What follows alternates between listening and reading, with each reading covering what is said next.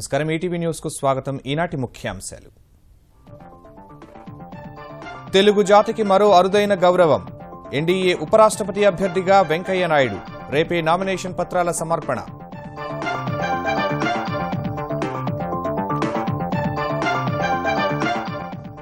దీక్షా దక్షతలతో అత్యున్నత స్థాయికి ఎదిగారని వెంకయ్యపై మోదీ అమిత్ షా ప్రశంసలు తెలుగు రాష్ట్రాల సీఎంల అభినందనలు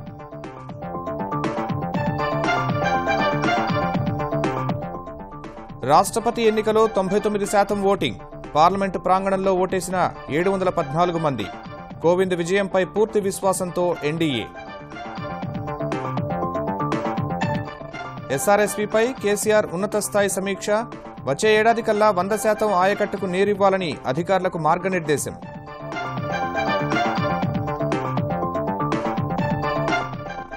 ఏడు జిల్లాల్లో ఎల్ఈడీ బల్బుల ఏర్పాటుకు ఏపీ సర్కార్ సన్నాహాలు 7,094 పంచాయతీల్లో 10 లక్షల దీపాలు బిగించేందుకు ఒప్పందం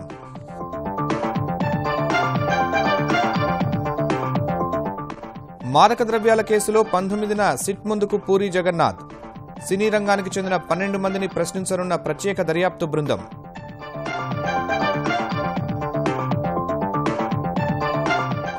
అల్పపీడన ప్రభావంతో తెలుగు రాష్ట్రాల్లో విస్తారంగా వానలు పొంగి ప్రవహిస్తున్న నాగావళి వంశధార ఒడిశాలోనూ వరద బీభత్సం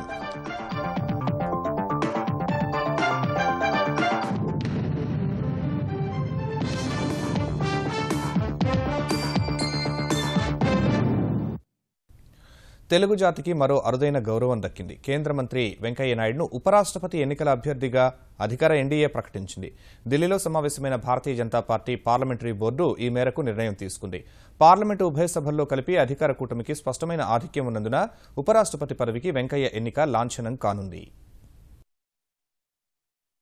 ఆగస్టు 5న జరిగే ఉపరాష్ట్రపతి ఎన్నికకు తమ అభ్యర్థిగా గోపాలకృష్ణ గాంధీని ప్రతిపక్షాలు ఖరారు చేయగా అధికార ఎన్డీఏ ఇవాళ తమ అభ్యర్థిని ప్రకటించింది ప్రస్తుతం కేంద్ర పట్టణాభివృద్ధి సమాచార ప్రసార శాఖల మంత్రిగా ఉన్న వెంకయ్య నాయుడు ఎన్డీఏ తరపున ఉపరాష్ట్రపతి ఎన్నికల బరిలో దిగుతారని భాజపా ప్రకటించింది ఎన్డీఏ ఉపరాష్ట్రపతి అభ్యర్థి ఎవరనే అంశంపై రకరకాల ఊహాగానాలు వినిపించినప్పటికీ ఆ అవకాశం వెంకయ్యకే దక్కుతుందని ఆదివారం రాత్రే దాదాపు స్పష్టం కాగా దక్షిణాది నుంచి ఉపరాష్ట్రపతి అభ్యర్థిని ఎంపిక చేయాలన్న నిర్ణయానికి వచ్చిన భాజపా ఈ మేరకు తీర్మానం చేసింది ఉపరాష్ట్రపతి రాజ్యసభకు చైర్మన్గా వ్యవహరించాల్సి ఉన్నందున వెంకయ్య నాయుడు సరైన వ్యక్తి అని పార్టీ భావించింది ఉపరాష్ట్రపతిగా వెంకయ్య పేరును ప్రతిపాదిస్తే కొన్ని విపక్షాలు కూడా మద్దతు పలికే అవకాశం ఉందనే అభిప్రాయానికి వచ్చింది ఇదే విషయాన్ని భాజపా అధ్యక్షుడు అమిత్ షా స్వయంగా వెంకయ్యకు సమాచారమిచ్చారు అయితే క్రియాశీల రాజకీయాల నుంచి తప్పుకునే విషయంలో తొలత విముఖత వ్యక్తం చేసిన వెంకయ్య తుది నిర్ణయం తీసుకునే అధికారాన్ని ప్రధాని నరేంద్ర మోదీకి విడిచిపెట్టారు ఈ పరిణామాల మధ్య సమావేశమైన భాజపా పార్లమెంటరీ బోర్డు అన్ని అంశాలపై చర్చించి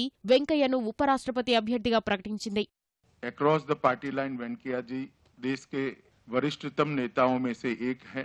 करीब 25 साल से लंबा सुदीर्घ संसदीय कार्य का उनका अनुभव है।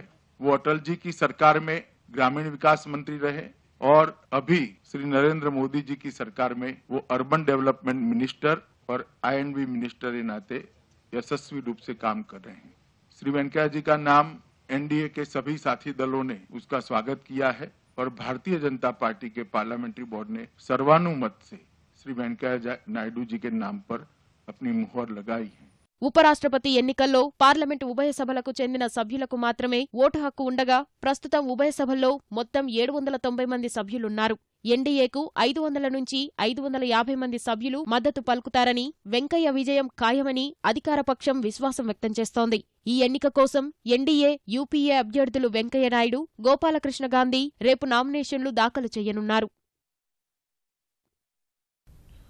ఎన్డీఏ ఉపరాష్ట్రపతి అభ్యర్థి వెంకయ్య నాయుడికి అభినందనలు వెల్లువెత్తుతున్నాయి రైతు బిడ్డ వెంకయ్య ఉపరాష్ట్రపతి పదవికి వన్నెతెస్తారని ప్రధాని మోదీ పేర్కొన్నారు ప్రజా జీవితంలో తన సుదీర్ఘ అనుభవంతో రాజ్యసభ చైర్మన్గా కీలక భూమిక పోషిస్తారని మోదీ ట్విట్టర్లో పోస్ట్ చేశారు తనకు ఎన్నో ఏళ్లుగా వెంకయ్య నాయుడు వ్యక్తిగతంగా తెలుసన్నారు వెంకయ్య నిరంతర శ్రమ తనను ఎంతగానో ఆకట్టుకుందన్న ప్రధాని అందుకే ఉపరాష్ట్రపతి అభ్యర్థిగా ఆయనే సరైన వారని భావించినట్లు పేర్కొన్నారు కేంద్ర మంత్రులు భారతీయ జనతా పార్టీ సీనియర్ నాయకులు భాజపా పాలిత రాష్ట్రాల ముఖ్యమంత్రులు మంత్రులు వెంకయ్య అభ్యర్థిత్వంపై హర్షం వ్యక్తం చేశారు. సీఎం కేసీఆర్కు ప్రధాని నరేంద్ర మోదీ ఫోన్ చేసి ఉపరాష్ట్రపతి పదవికి వెంకయ్యనాయుడును అభ్యర్థిగా నిర్ణయించినట్లు తెలిపారు.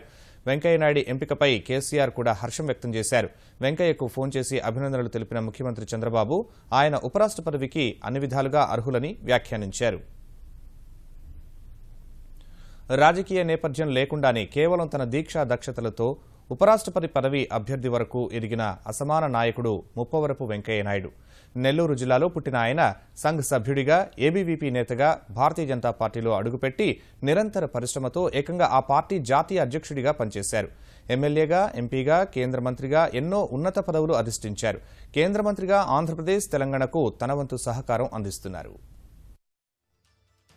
ముప్పవరపు వెంకయ్యనాయుడు తెలుగుగడ్డపై పుట్టి దేశ రాజకీయాల్లో 3 దశాబ్దాలుగా తనదైన ముద్ర వేసుకున్న దురంధరుడు. నెల్లూరు జిల్లాలోని చవటపాలెంలో 1949 జూలై 1న జన్మించారు. చిన్నప్పటి నుంచి రాష్ట్రీయ స్వయం సేవక్ సంఘ కార్యకర్తగా ఉన్న ఆయన క్రమశిక్షణ, నైతిక విలువలతో కూడిన జీవితాన్ని అలవాటు చేసుకున్నారు.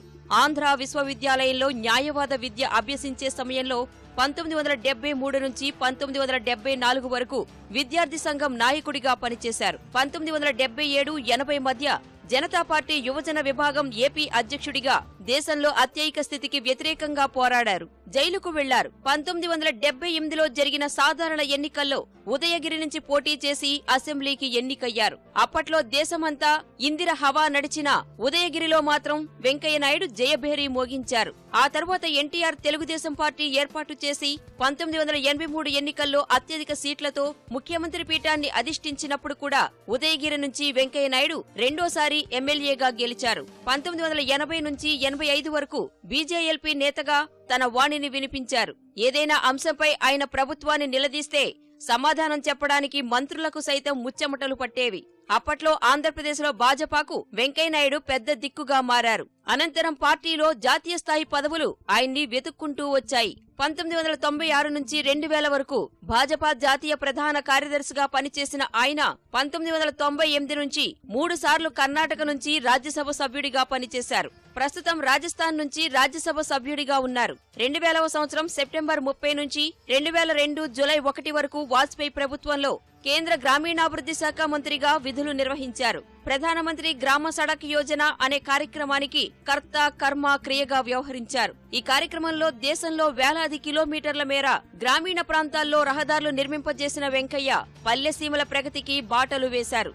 చిన్నతనంలో భాజపా అగ్రనేతలైన వాజ్పేయి, అద్వానీ ఆంధ్రప్రదేశ్ పర్యటనకు సంబంధించి గోడపత్రికలను అంటించిన వెంకయ్యనాయుడు 2002 జూలై 1న భాజపా జాతీయ అధ్యక్షుడిగా ఎన్నికై 2004 అక్టోబర్ 5 వరకు పార్టీ విస్తరణకు కృషి చేశారు. 2014లో ఆంధ్రప్రదేశ్ విభజన చట్టం పార్లమెంట్లో ప్రవేశపెట్టిన సమయంలో ప్రతిపక్షంలో ఉన్న ఆయన తెలుగువారి తరపున గట్టిగా గళం వినిపించారు. విభజన చట్టంలో ఆంధ్రప్రదేశ్ నష్టపోకుండా ఎన్నో కీలకమైన ప్రతిపాదనలు, సూచనలు చేయడం ద్వారా తెలుగువారి కోసం పోరాడారు. 2014 ఎన్నికల్లో మోదీ నేతృత్వంలోని ఎన్డీఏ సర్కార్ అధికారంలోకి వచ్చిన తరువాత కేంద్ర పట్టణాభివృద్ధి, గృహ నిర్మాణం, పట్టణ పేదరిక నిర్మూలన శాఖ మంత్రిగా పనిచేస్తున్నారు. మోదీ ప్రతిష్టాత్మకంగా ప్రారంభించిన స్వచ్ఛ భారత్ కార్యక్రమాన్ని వెంకయ్య ముందుండి నడిపిస్తున్నారు. అలాగే అమృత్, ఆకర్షణీయ నగరాలు వంటి కార్యక్రమాలతో నగరాల రూపురేఖల్ని మార్చి ప్రజల జీవన ప్రమాణాల్ని పెంచడంలో కీలక పాత్ర పోషిస్తున్నారు. పట్టణాభివృద్ధి మంత్రిత్వ శాఖతో పాటు పార్లమెంటరీ వ్యవహారాల మంత్రిగా పనిచేసిన ఆయన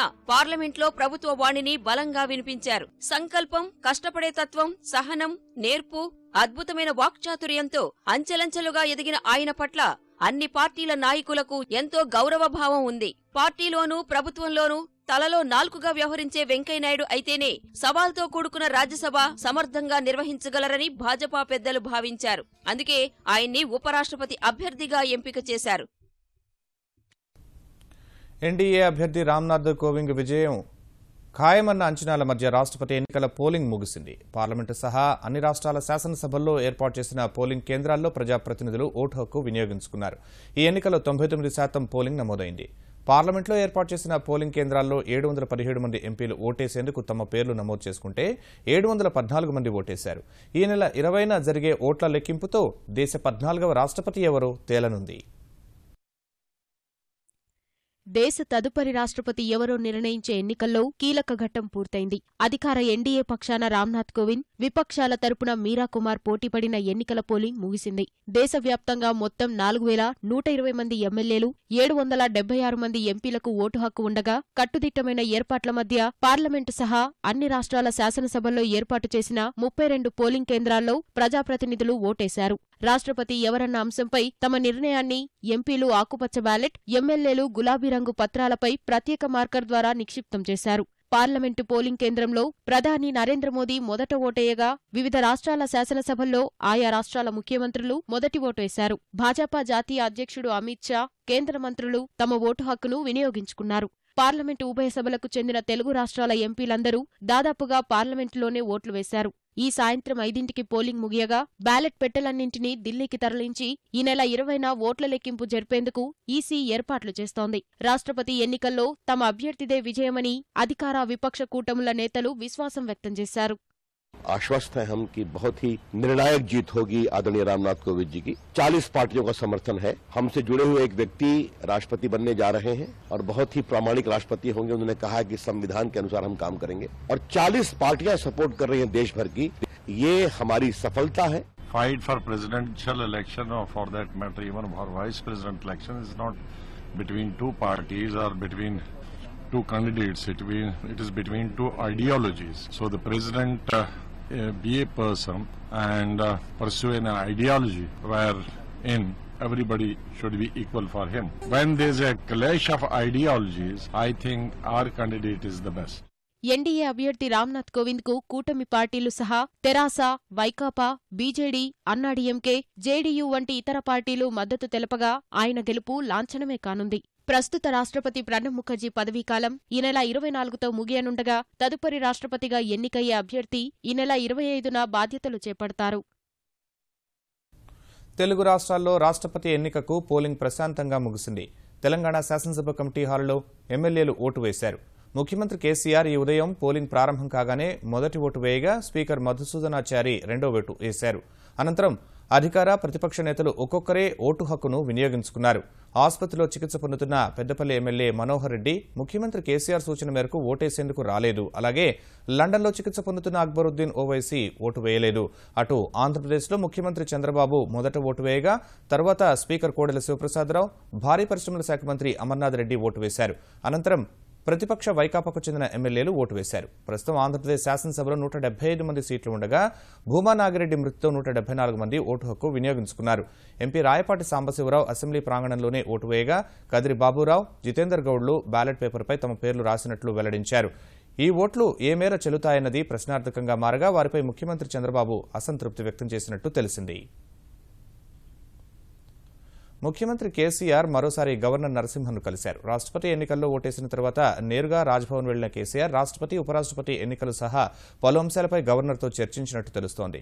హరితహారం కార్యక్రమం జరుగుతున్న తీరును గవర్నర్కు వివరించిన కేసీఆర్ మాదక ద్రవ్యాలు, కల్తీలు, నకిలీల నివారణపై ఉక్కుపాదం మోపుతున్నామని, బాధ్యులపై చర్యలు తీసుకుంటున్నట్టు వివరించారు. భవిష్యత్తులో ఇటువంటి ఘటనలు జరగకుండా పటిష్ట ప్రణాళికలు రూపొందిస్తున్నట్టు కేసీఆర్ గవర్నర్కు వివరించినట్టు తెలుస్తోంది. ఎస్ఆర్ఎస్పీ ఆయకట్టుకు వచ్చే ఏడాది నుంచి 100% నీరందించాలని సీఎం చంద్రశేఖరరావు ఆదేశించారు. శ్రీరామ్ సాగర్ ప్రాజెక్టుని సమర్థంగా వాడుకునే అంశంపై ప్రగతి భవన్లో సమీక్షించిన ఆయన ఎస్ఆర్ఎస్పీ కాలువల ద్వారా 16 లక్షల ఎకరాలకు, ఇతర ప్రాజెక్టుల ద్వారా 24 లక్షల ఎకరాలకు, మొత్తం 40 లక్షల ఎకరాలకు గోదావరి నదీ జలాలు అందాలన్నారు. తెలంగాణ రైతులు ఆకాశం వైపు చూడొద్దని, కాల్వల ద్వారా వారికి 2 పంటలకు నీరందాలని కేసీఆర్ స్పష్టం చేశారు. వచ్చే ఏడాది జూన్ నాటికి మేడిగడ్డ నుంచి గోదావరి నీటిని తోడడం ప్రారంభమవుతుందన్న ఆయన అక్కడి నుంచి మిడ్మానేరు, ఎల్ఎండి ద్వారా పాత కరీంనగర్, వరంగల్, నల్గొండ జిల్లాలకు నీరు అందాలన్నారు. ఇందుకు అనుగుణంగా కాల్వల సామర్థ్యాన్ని పెంచాలని ఆదేశించారు. ఎస్ఆర్ఎస్పీ నుంచి నడిగూడెం వరకు 346 కిలోమీటర్ల మేర కాలువలు పూర్తి స్థాయిలో సిద్ధం చేయాలని స్పష్టం చేశారు. మైలారం, రోళ్లకల్, ఫణిగిరి, కేతిరెడ్డి, ఆనకట్, కొత్తగూడ, బయ్యన్నవాగు, మాటేడు, పర్వతగిరి చెరువుల సామర్థ్యం పెంచి రిజర్వాయర్లుగా మార్చే అవకాశాలను పరిశీలించాలన్నారు. దేశంలో ఎక్కడా లేని విధంగా ఏటా 35,000 కోట్లు నీటిపారుదల రంగానికి ఖర్చు చేస్తున్నామన్న కేసీఆర్ పుష్కలంగా నీళ్లు, నిధులు ఉన్నప్పటికీ రైతులకు సాగునీరు అందించలేకపోతే పాపం చేసినట్లేనని వ్యాఖ్యానించారు. ఆంధ్రప్రదేశ్లోని 7 జిల్లాల్లోని 7,094 పంచాయతీల్లో 10 లక్షల ఎల్ఈడీ విద్యుత్ దీపాల ఏర్పాటుకు ప్రభుత్వం శ్రీకారం చుట్టింది. జీవీఎంసీ పరిధిలోని వీధి దీపాలన్నింటికీ ఇప్పటికే ఎల్ఈడీ బల్బులను పూర్తి స్థాయిలో అమర్చగా ఇప్పుడు గుంటూరు, ప్రకాశం, కర్నూలు, నెల్లూరు, కడప, చిత్తూరు, అనంతపురం జిల్లాలోని పంచాయతీల్లో తొలి దశను అమలు చేసేందుకు సిద్దమయ్యారు. ఈ మేరకు పంచాయతీరాజ్ ఇంధన పొదుపు సేవల సంస్థ ఈఈఎస్ఎల్, ఏపీ ఇంధన పొదుపు అభివృద్ధి సంస్థ ఏపీఎస్ఐడిసిఓ మధ్య సచివాలయంలో అవగాహన ఒప్పందం కుదిరింది. సిఎస్ దినేష్ కుమార్ సమక్షంలో పంచాయతీరాజ్, విద్యుత్ శాఖ అధికారులు ఒప్పంద పత్రాలపై సంతకాలు చేశారు.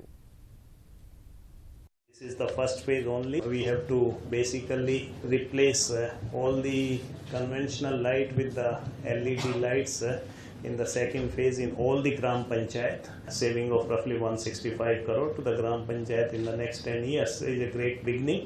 I wish EESL all the best, AP SIDCO all the best, and all the cooperation from Panchayati Raj Department to ensure that we become a role model state for the rest of the country. ఆంధ్రప్రదేశ్లో belt షాపులను పూర్తి స్థాయిలో నియంత్రించాలని ముఖ్యమంత్రి చంద్రబాబు స్పష్టం చేశారు. ప్రజల ఆరోగ్యం కంటే ప్రభుత్వానికి ఆదాయం ముఖ్యం కాదని తేల్చి చెప్పిన ఆయన ఎట్టి పరిస్థితుల్లో మద్యం విషయంలో పకడ్బందీ వ్యవస్థ ఉండాలన్నారు. ఇసుకను ఉచితం చేసినప్పటికీ ప్రజల్లో మాత్రం ఆ దిశగా సంతృప్తి లేదనే అభిప్రాయాన్ని వ్యక్తం చేసిన చంద్రబాబు ఇసుక రవాణా ఖర్చు తగ్గేలా చూసేందుకు త్వరలోనే ప్రత్యేక కార్యాచరణ రూపొందించనున్నట్టు వెల్లడించారు. మాదక ద్రవ్యాల కేసులో సినీ పరిశ్రమలో నోటీసులు అందుకున్న వారిని ఎక్సైజ్ శాఖ సిట్ విభాగం ఎల్లుండి నుంచి విచారించనుంది. తొలి రోజు ప్రముఖ దర్శకుడు పూరి జగన్నాథ్ హాజరు కావాలని సిట్ నోటీసులు ఇచ్చింది. ఈ నెల 22న సుబ్బరాజు, 26న చార్మి సిట్ ఎదుట హాజరు కానున్నట్లు తెలుస్తోంది. మొత్తం 12 మందికి నోటీసులు జారీ చేసిన సిట్ అధికారులు ఒక్కోరోజు ఒక్కొక్కరిని విచారించనున్నట్లు తెలుస్తోంది. బంగాళాఖాతంలో ఏర్పడిన అల్పపీడనం తీవ్ర అల్పపీడనంగా బలపడగా తెలుగు రాష్ట్రాల్లో వేరువేరు చోట్ల మోస్తరు వర్షాలు కురుస్తున్నాయి. ఒడిశాలో కురుస్తున్న వర్షాలకు శ్రీకాకుళం జిల్లాలో నాగావళి నదికి వరద బాగా పెరిగింది. లోతట్టు ప్రాంతాల్లోని వరి పొలాల్లోకి నీరు చేరింది. శ్రీకాకుళంలో లోతట్టు ప్రాంతాల్లోకి నీరు చేరి ప్రజలు అవస్థలు పడుతున్నారు. విశాఖలో అల్లిపురం, జగదాంబ, కొబ్బరితోట, కాన్వెంట్ కూడలి వంటి ప్రాంతాల్లో వర్షానికి డ్రైనేజీలు పొంగాయి. రాజమహేంద్రవరంలో వర్షాలకు రైల్వే స్టేషన్ రోడ్లో మురుగునీరు చేరింది. గుంటూరు, కృష్ణా జిల్లాల్లో పలుచోట్ల వర్షాలు పడ్డాయి. హైదరాబాద్లో విస్తారంగా వర్షాలు పడుతున్నాయి. నగరంలోని అనేక ప్రాంతాల్లో రోడ్లపై నీరు చేరి ట్రాఫిక్కు ఇబ్బందులు కలిగాయి. తెలంగాణలోని పలు జిల్లాల్లో కూడా వర్షాలు కురుస్తున్నాయి. తీవ్ర అల్పపీడనం ఒడిశా తీరం, ఉత్తర కోస్తాంధ్రపై కేంద్రీకృతమై ఉందని వాతావరణ శాఖ తెలిపింది. అల్పపీడనంపై 7.6 కిలోమీటర్ల ఎత్తు వరకు నైరుతి దిశలో ఉపరితల ఆవర్తనం వ్యాపించినట్లు అధికారులు తెలిపారు. వాటి ప్రభావంతో ఉత్తర కోస్తాలో విస్తారంగా, దక్షిణ కోస్తాలో మోస్తరుగా వానలు కురుస్తాయని అధికారులు తెలిపారు. అటు భారీ వర్షాలకు ఆకస్మిక వరదలు సంభవించిన ఒడిశాలో పరిస్థితి మెరుగుపడగా ప్రభుత్వ యంత్రాంగం సహాయ చర్యలు ముమ్మరం చేసింది. రాయగడ, కలహండి జిల్లాల్లో వరదల కారణంగా ఇబ్బందులు పడుతున్న 10,000 మందికి పైగా ప్రజలకు సాధ్యమైనంత సాయం అందించేందుకు యుద్ధ ప్రాతిపదికన పనిచేస్తోంది. జలమయమైన లోతట్టు ప్రాంతాల ప్రజల్ని జాతీయ విపత్తు స్పందన దళం సాయంతో ఒడిశా రెవెన్యూ, విపత్తు నిర్వహణ శాఖ సురక్షిత ప్రదేశాలకు తరలిస్తోంది. రాయగడ జిల్లాలో నాగావళి, కళ్యాణి నదులు ఉప్పొంగి రవాణా వ్యవస్థ దెబ్బతినగా అనేక గ్రామాలకు రాకపోకలు తెగిపోయాయి. హెలికాప్టర్ ద్వారా అలాంటి పల్లెలకు చేరుకుంటున్న సహాయ సిబ్బంది ఆహార పొట్లాలు జారవిడుస్తున్నారు.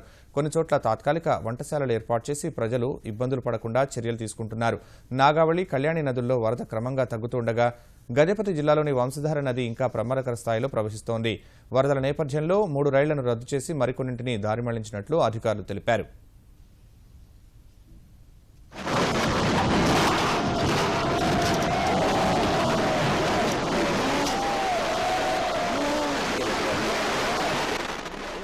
పార్లమెంటు వర్షాకాల సమావేశాల్లో తొలి రోజు ఇటీవలే మరణించిన ప్రస్తుత మాజీ సభ్యులకు సంతాపం తెలిపిన తర్వాత ఉభయ సభలు వాయిదా పడ్డాయి. ఉదయం లోక్సభ ప్రారంభమైన వెంటనే ఇటీవలే జరిగిన ఉప ఎన్నికల్లో గెలుపొందిన ఫరూక్ అబ్దుల్లా, పీకే కున్హాలీ కుట్టి ప్రమాణం చేశారు. అనంతరం ఇటీవల మృతి చెందిన ఎంపీలు వినోద్ ఖన్నా, అనిల్ మాధవ్ దవే సహా ఇతర సభ్యుల మృతికి స్పీకర్ సుమిత్ర మహాజన్ సంతాపం ప్రకటించారు. అనంతరం కశ్మీర్లో ఉగ్రవాదులు జరిపిన దాడిలో చనిపోయిన అమర్నాథ్ యాత్రికులు, ప్రకృతి విపత్తుల్లో చనిపోయిన వారికి లోక్సభ సంతాపం ప్రకటించింది. తర్వాత సభ రేపటికి వాయిదా పడింది. ఇటీవలే చనిపోయిన రాజ్యసభ సభ్యుడు పాల్వాయి గోవర్ధన్ రెడ్డి, మాజీ సభ్యులు దాసరి నారాయణరావు, జ్ఞానపీఠ పురస్కార గ్రహీత సి నారాయణ రెడ్డి, కేంద్ర మంత్రి అనిల్ మాధవ్ దవే సహా అఖిలేష్ దాస్ గుప్తా, పిఎన్ సుకులకు నివాళులర్పించిన తర్వాత రాజ్యసభ రేపటికి వాయిదా పడింది. ఈ ఉదయం సభ ప్రారంభం కాగానే ఇటీవల మృతి చెందిన ప్రస్తుత మాజీ సభ్యుల మృతిపై సంతాపం తెలిపిన సభ్యులు 2 నిమిషాలు మౌనం పాటించారు. తర్వాత సభ రేపటికి వాయిదా పడింది. ఒకే దేశం ఒకే పన్ను నినాదంతో తెచ్చిన వస్తు సేవల పన్ను జీఎస్టీని అమల్లోకి తెచ్చే ప్రక్రియలో దేశ హితం కోసం సహకరించిన స్ఫూర్తితో పార్లమెంటు వర్షాకాల సమావేశాల్లో స్ఫూర్తిదాయక చర్చలు జరగాలని ప్రధాని నరేంద్ర మోదీ ఆకాంక్షించారు. పార్లమెంటు వర్షాకాల సమావేశాలు ప్రారంభం కావడానికి ముందు మీడియాతో మాట్లాడిన ప్రధాని ఈ సమావేశాల్లో ఉన్నత స్థాయి చర్చ జరిగి దేశాభివృద్ధికి సహకరించే విలువైన సూచనలు రావాలని చెప్పారు.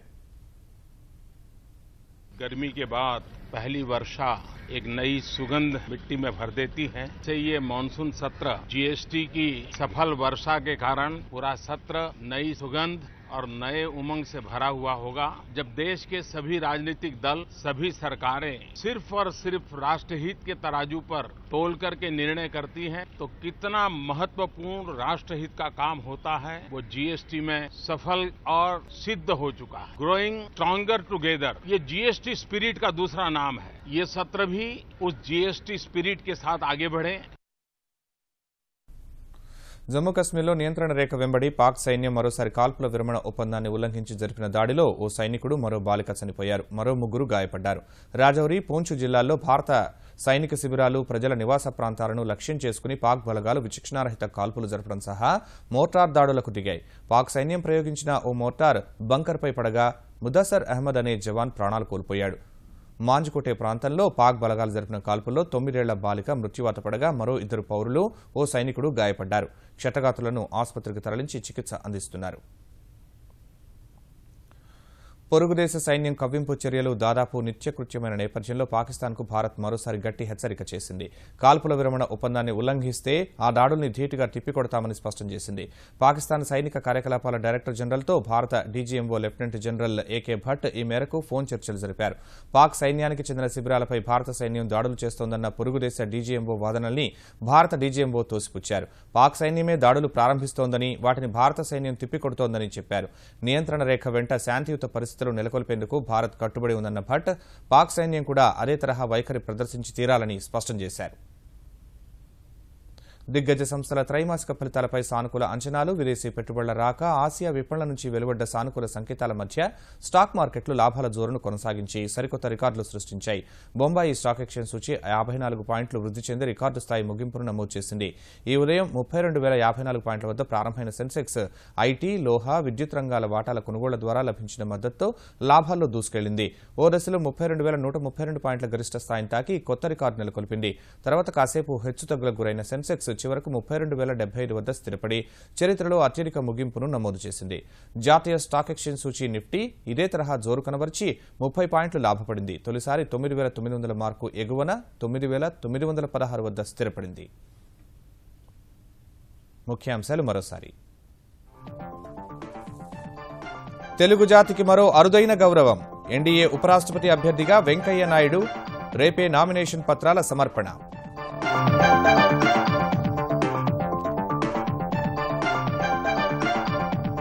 దీక్ష, దక్షతలతో అత్యున్నత స్థాయికి ఎదిగారని వెంకయ్యపై మోదీ, అమిత్ షా ప్రశంసలు. తెలుగు రాష్ట్రాల సీఎంల అభినందనలు.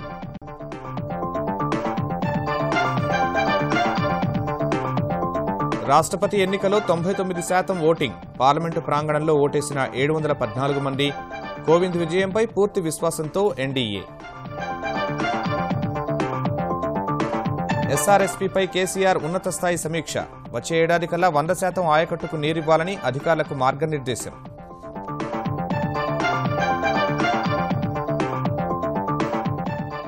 ఏడు జిల్లాల్లో ఎల్ఈడీ బల్బుల ఏర్పాటుకు ఏపీ సర్కార్ సన్నాహాలు. 7,094 పంచాయతీల్లో 10 లక్షల దీపాలు బిగించేందుకు ఒప్పందం.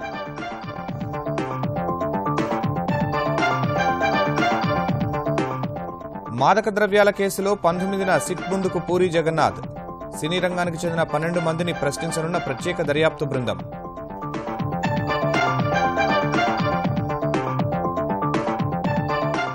అల్పపీడన ప్రభావంతో తెలుగు రాష్ట్రాల్లో విస్తారంగా వానలు. పొంగి ప్రవహిస్తున్న నాగావళి, వంశధార. ఒడిశాలోనూ వరద బీభత్సం.